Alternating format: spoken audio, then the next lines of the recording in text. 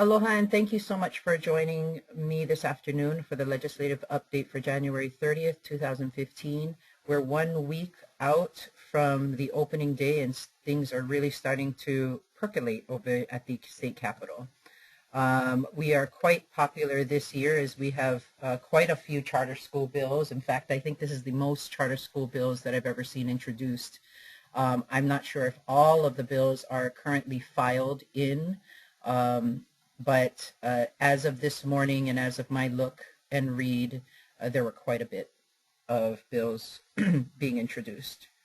Okay, I'm going to take you to today's agenda. We're going to go through 4 things: the list of charter school bills and other related education bills. One of our bills, HPCSN's bills, the one on collective bargaining, HB 678. A hearing is scheduled for February 3rd, and I'll take you through that. And then also just go over kind of broad overview of the legislative process and what to expect, and then answering questions at the end.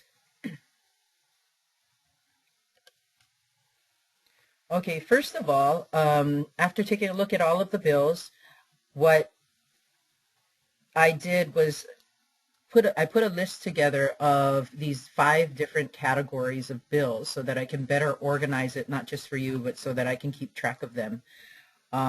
Charter school, there are charter school facilities bills, other education bills, other charter school bills, and charter school collective bargaining bills, and other possible bills that are out there that I want to make sure that we're testifying if DOE gets more money, that don't forget the charters.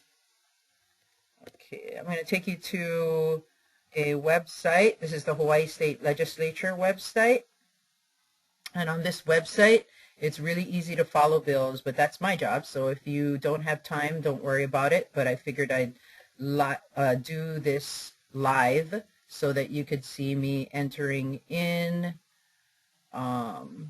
into my account. I'm going to show you what it looks like. Just a second. There you go. Okay, so this is what the capitol.hawaii.gov homepage looks like. You can set up an account. It's really easy. And I already have an account, so I have an email address and a password, and I'm going to log in here. Okay, so one of the things that I've done already is after logging in, I created and went to this measure tracking area of the website. And I, as I mentioned on the PowerPoint, listed the different bills into 5 different categories. And I'm going to walk through, do a general walkthrough of the 5 different categories of bills that we have here. Okay, so the first bill is, well, let me just kind of go over and tell you what kind of bills are out there for facilities. We have a food service facilities special fund, and it's also the ability to fund through GO bonds or general obligation bonds, food service facilities. What Jill Takuda or Senator Takuda saw, along with the commission, is that there was this common ask for GO bond funding and general funding, grants and aids for buildings that are going to be used for food service. And so that's one of the bills regarding facilities that have been filed. The other one is a bill that we saw last year, which is a facility special fund tax credit. We have the HPCSN bills introduced both on the House and the Senate side. And the HPCSN bills are the one that appropriates GO bond funds as well as GO bonds. I'm sorry, GO bond funds as well as general funds. And then it creates the facilities working group that would be awarding the different projects or doing a per pupil funding through that working group. And the reason why we had to create the working group is because we're continually we're unable to get it through the legislature a lot of times because they don't like this broad-based type of funding. And so the facilities working group was something that we've been working on last session, brought it forward to this session, where the budget and finance director, as well as the chair of finance, the chair of ways and means, the commission chair, and the commission executive director sit on a working group that would allocate the money out by by 3 criteria. One would be by risk and recourse of the state, the other would be by need, and the other one by performance. Okay, you'll see a bunch of other bills that are listed here, and I'm going to send these lists out to you so that you can see them better right in front of you through an Excel sheet, and you can go and pull down the bills if you want to. But some of these other bills, like the Facilities Working Group GO bonds, that's something that someone else introduced. It looks a lot like the HPCSN bill, but it only has GO bonds in it. The next one is general funds, and that only has general funds in it. Ours has both the GO bonds and the general funds combined in one bill. This particular bill here is a Representative Nakashima's bill. It's a part of a larger effort to try and bring all of the facilities and department facilities under one department. And he wanted to create that so that it would be more centralized and it would affect charter schools as well. He's trying to see how he might be able to use that idea to benefit charters. This is also another one having to do with funding facilities projects, very similar to general funds being appropriated to the commission for facilities. So as you can see, many of them are very similar, but they're around general obligation bonds or general funds for facilities.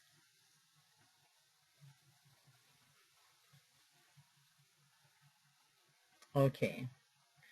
I'm going to go ahead to the next one on the list, which is other education bills. Other education bills, I'll go through this really quickly, but these types of things may or may not affect charter schools, and I haven't had the chance to. They just did the due date for filing all bills was yesterday, so I haven't had the chance to read every bill yet. But things that sparked my interest: DOE fundraising. There were problems with doing like the healthy heart jumping rope fundraiser at your school, and supposedly the ethics commission was having some issues with that. So some bills have been introduced to avoid that, and I think that would also include charter schools as well. The next one, there's a school teacher tax credit. There's a bunch of bills having to do with this auto-injectable epinephrine, and I'm sure that that's going to also affect charter schools, and just making sure that that is all done. And as you can see, there's 4 bills here that affect that. There's another one that talks about the Executive Office on Early Learning Pre-Kindergarten Program for public schools and public charter schools. Okay, I'm going to go to the next group of bills categorized as other charter school bills.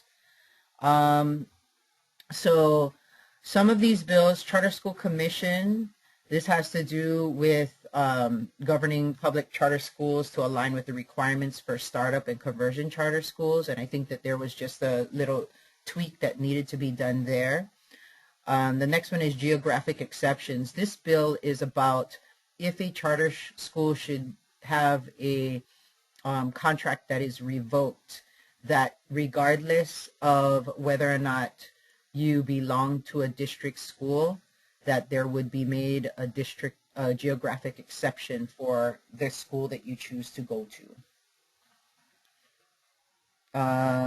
Financial insolvency, health and safety closure. So this is about charter schools, and if you're financially insolvent, or you're at the risk of, or you're risking health and safety for students and staff, that this might be a closure process that is much faster than the normal due process, due to, and so due process they're reserving for more educational and operational issues, but the financial insolvency issue as well as health and safety, they're looking for ways that to shorten the process. This again is the Office on Early Learning. It has to do with the pre-kindergarten program. Okay, so this is having, this is surrounding the new process that the commission has to go through with closing down schools, but this establishes a protocol in case, in the event that the school becomes financially insolvent. Went through that one. This one is about DBED establishing a housing voucher program and making it available to DOE and charter schools.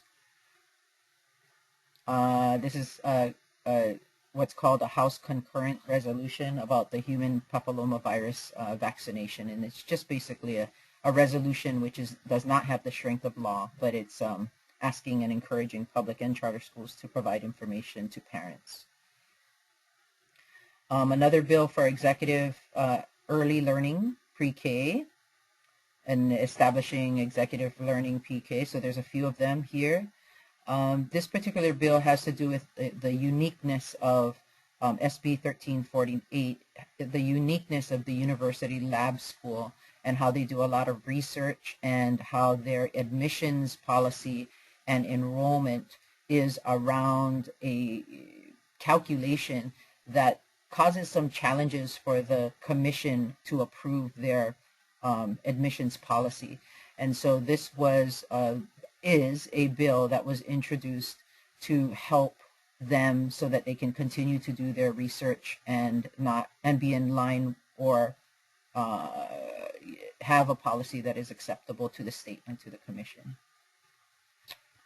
Okay, the next one is the charter school collective bargaining bills. Happy to see that both of the chairs in both labor and on both sides, the Senate and the House, oops, got kicked out.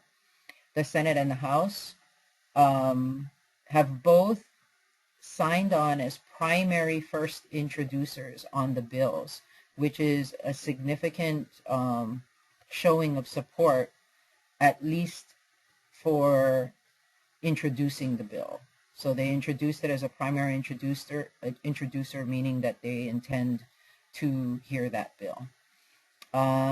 So with that bill, we have the HPCSN bill that you've already heard about and that I've been sending emails to all of you about. And Kidani went and introduced our bill. There's another version of the bill that allows the charter schools to have this collective bargaining master agreement along with the employers for the nurses and the HHSC, or the Hawaii Health Systems Corporation, so hospitals. And it's basically the same thing that it does for us in creating a new employer group. It adds the nurses and the HHSC to it as well, and therefore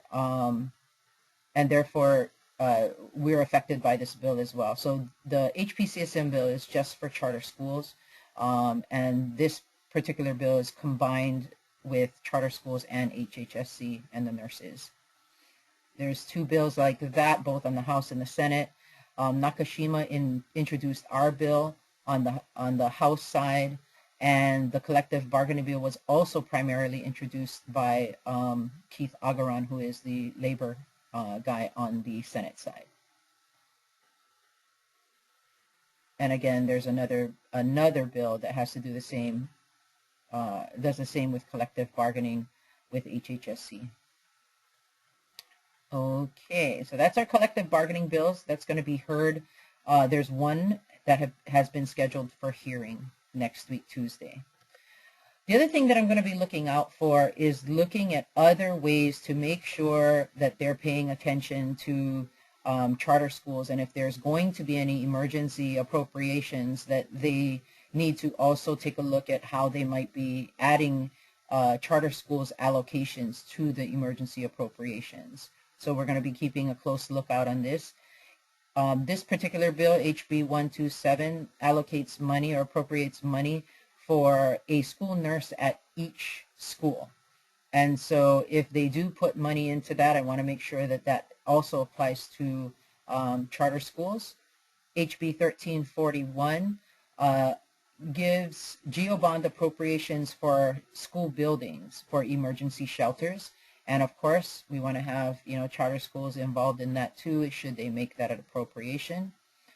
SB 600 is an emergency appropriation for charter schools, Kuokala, as well as Haas, because of the lava situation. So we'll keep a close eye on that and be testifying on that.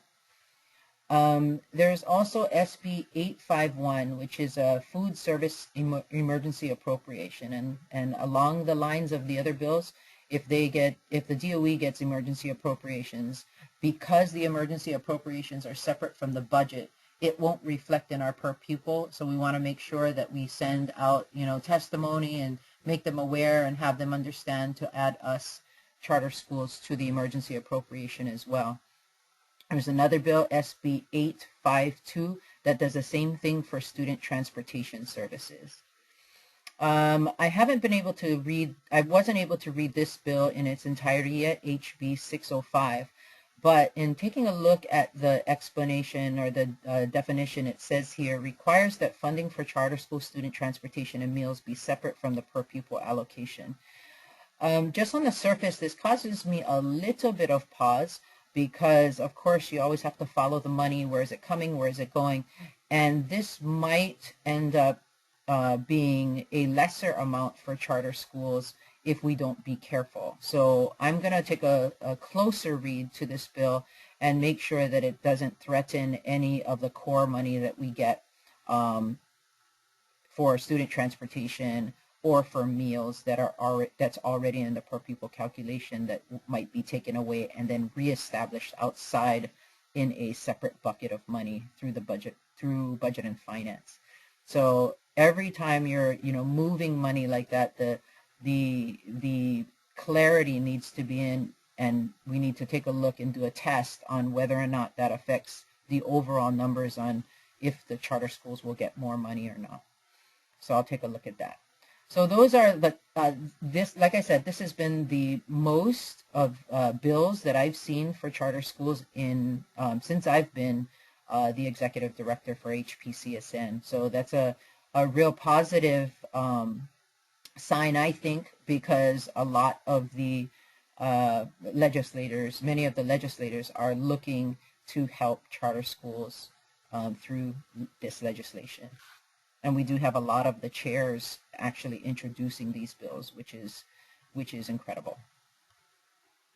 Okay, let's go back to the PowerPoint here. So we just went through all the different types of bills, and you will find a listing of these lists of bills in the Dropbox. Oh, sorry, I'm going to put it on the Google Docs folder and have all these available to you so that you can look at them a little bit closer in these lists. Okay, so there is a bill coming up next week, Tuesday, HB 678. The hearing is scheduled for February 3rd. I wanted to take you through that bill and just show you, if you don't know already, how to file testimony. When you take a look at this bill, HB 678, you'll come to HB 678 and you'll come to this page or web page. This is for a copy of the PDF, and if you just point to HB 678, then it'll bring you to another copy of the bill. This is where you submit testimony, and if you already have an established account, and it's super easy to set up an account, then it makes it a little bit easier to submit testimony. This is where you will have the status of what's going on with the bill. And so yesterday, the bill was scheduled to be heard, in the Labor Committee. This is set up for 9 o'clock next Tuesday. What I will be doing is I'm going to take the highlights of, what was discussed in some of our meetings about how we can be more efficient if we work with other charter schools to establish a floor or a base of collective bargaining in a master agreement. And through that, it might even help the HSTA do their work by being able to negotiate a master agreement that could cover more than one school. And again, what we try to put into this bill is the ability for charter schools to opt into being a part of the master agreement or the charter school master agreement that will have charter school representatives sitting at the table negotiating, elected by a vote from each school, and we're proposing 2 charter school representatives, or they can also choose choose what charter schools can do today, which is negotiate their own supplemental off of the DOE master. So once again, you have 2 options. One would be to join an effort to have a master agreement for charter schools, or you can do what you can do already, which is do a master, work off of the DOE master and create a supplemental for your school. Okay, so I'm going to be putting down and hopefully getting to writing testimony, or at least points for the testimony this afternoon. I will also be following up with a survey for, these bills, so that we can have a better idea of what your board and what you are thinking of when and if you support these different bills at the Capitol. Let me see. I'm going to try and get that sample HPCSN testimony out to you by end of day today, and if not, then it'll be either tonight or tomorrow morning. These hearings come by really quick, so we'll do our best to get that out to you, and hopefully you can send something in.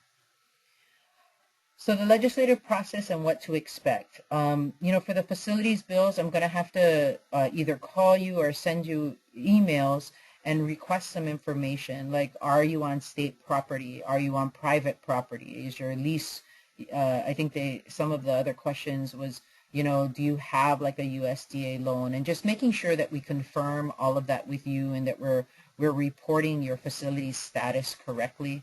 And we do have some numbers that were given to the commission office that I think we can try to work off of in providing more detailed facilities information.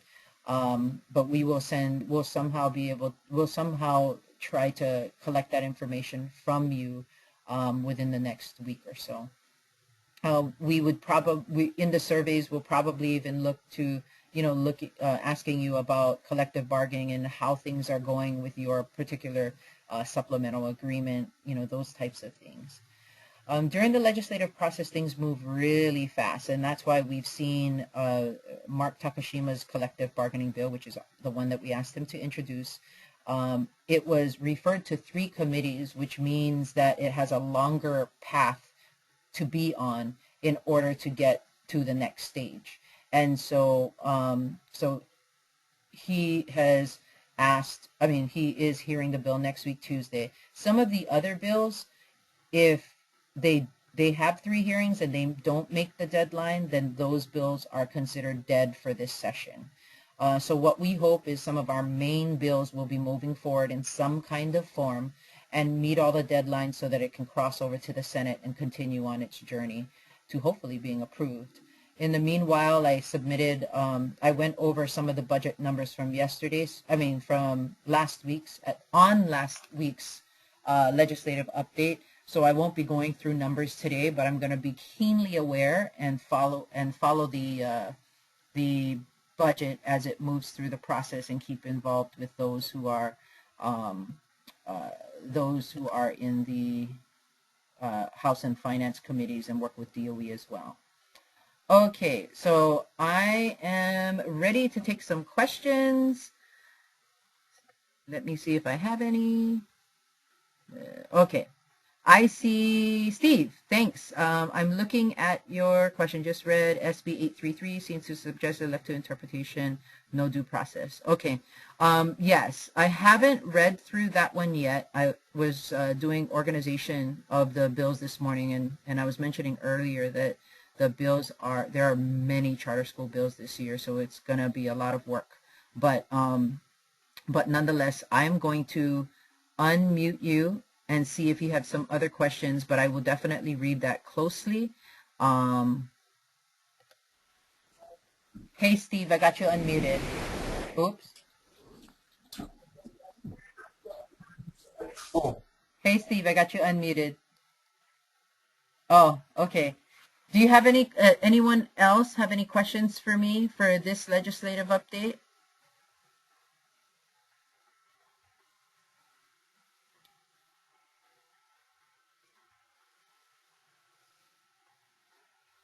I don't see any other questions. What I'm going to do is, let me just, the SB 833, the question from Steve, I believe that has to do with the financial insolvency and some other things, and that wasn't a bill that I had or we had introduced, so I still have to look into it. And Steve is mentioning quote unquote sole discretion part, where I guess the commission or someone must have the sole discretion to close down a school if they're financially insolvent or causing health and safety issues at the school. So what I will do, Steve, is definitely look into that much closer and reach out to schools and see if there can be a way to come up with better language to submit in testimony. I'm pretty sure that that bill or a bill like it will get to a committee for hearing. Okay, if there are no other further questions, I hope that you have a better idea of all the bills that are on the table for charter schools this year. We'll be following them very closely, and I'll be drafting up testimony for the different groups of bills as quickly as I can, so that you guys can have some kind of template as to what we were saying, what we're wanting to say ahead of time, and we will adjust our testimony as we see more feedback come in from schools. Okay, great. I will save the remainder of the comments and keep that available. But if we have no other questions, I want to try to keep these webinars as short as we can, but still answer as many questions as we can. And it's mainly so that, when people do listen to the recording afterwards, that it's not like an hour recording. We're trying to keep it as succinct as we can without losing the understanding of the content. I hope that was to provide you an overview of the bills, and I'm hoping to get more into the details as we find out which ones will be heard. I feel really strongly that the HPCSN bills will be heard, and hopefully give you guys the much needed relief that you need. Thank you so much for joining. Here's a question from Steve. Yes, I'm going to send the list of the bills. So in the 5 categories that I've created, which is charter school facilities bills, other education bills that might affect charter schools that I've seen so far, other charter school bills that specifically mention charter schools, charter school collective bargaining bills, and other possible money bills. And the other possible money bills are the ones that we want to say, hey, if you're giving money to the Department of Education that's outside of the budget, that don't forget to include our portion in that appropriations bill. Okay, folks, I'm going to end now. If you have any other questions, go ahead and just text me or email me, and I will be sure to get back with you. Okay, aloha, and thank you so much.